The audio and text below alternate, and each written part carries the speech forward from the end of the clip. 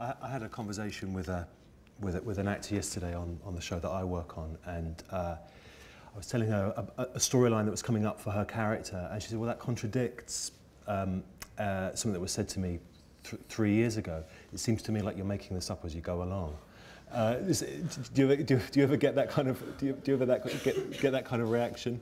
From the actors, they've been incredibly understanding, especially, you know, you'd think that they'd be okay with not knowing what comes next, but because especially the first 3 seasons of the show were so flashback heavy, that, you know, they'd get a script and basically say, wow, I wish you told me that I'd been in a wheelchair before the, you know, before the crash. That would have been helpful to play. And you say as a writer, no, you've been playing it. And I think that, you know, the actors have become very comfortable with basically whatever we throw in their way. That being said, the question that Carlton and I get asked most often in terms of process is, are you making it up as you go along? Or now it's been sort of replaced by, okay, we know the show. Did you make it up as you were going along? Did you make it up as you were going along? And now that the show is ending, 1 season from now, the form of the question is now like, so when did you know exactly how you wanted to end the show?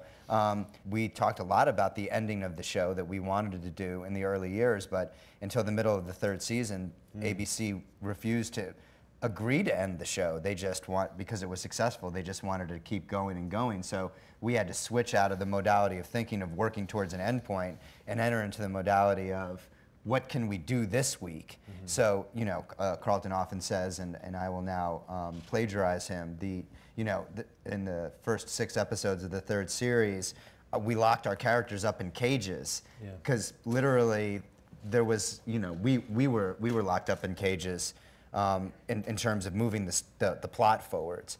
Once we were able to announce an end date, then we were finally able to sit down and say, remember that ending that we talked about? We can now begin marching towards it. I think, you know, the greatest feeling that exists as a writer is that sort of transcendent quality where you're actually writing something and you're surprised yourself at what's coming out of the computer. And again, it's this idea of listening to the characters. You know, sort of famously we talk about Michael Emerson, who we had this idea that the guy, they would capture this guy who was another and hold him sort of as a prisoner of war in the hatch, and then the revelation would be that he would be the leader of the others.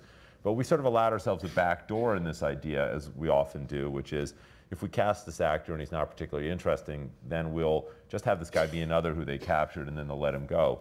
Well, then we do a lot of our casting sort of, we reverse engineer it. So in the case of this, we're sitting around thinking, like, who's a really interesting actor who could be a leader of the others? And we started talking through actors that we liked, and we sort of kind of, through our mental Rolodexes, we clicked on this guy, Michael Emerson, who we'd seen in a show called The Practice, and he'd played this really creepy serial killer and had won an Emmy as a guest actor for this.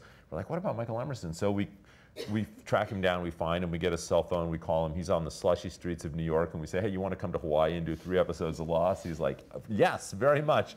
So he goes down there, and then we start seeing the dailies, and then we see the scene. We saw the cut scene where he says, got any milk? And we were like, oh my God, this guy's awesome. And we ended up taking that character who was going to be 3 episodes, we ended up writing 8 episodes for him in the 2nd season. We were like, yes, he's definitely the leader of the others. And we made him a regular, and now he's so sort of central to the show, it's hard to imagine that he didn't exist.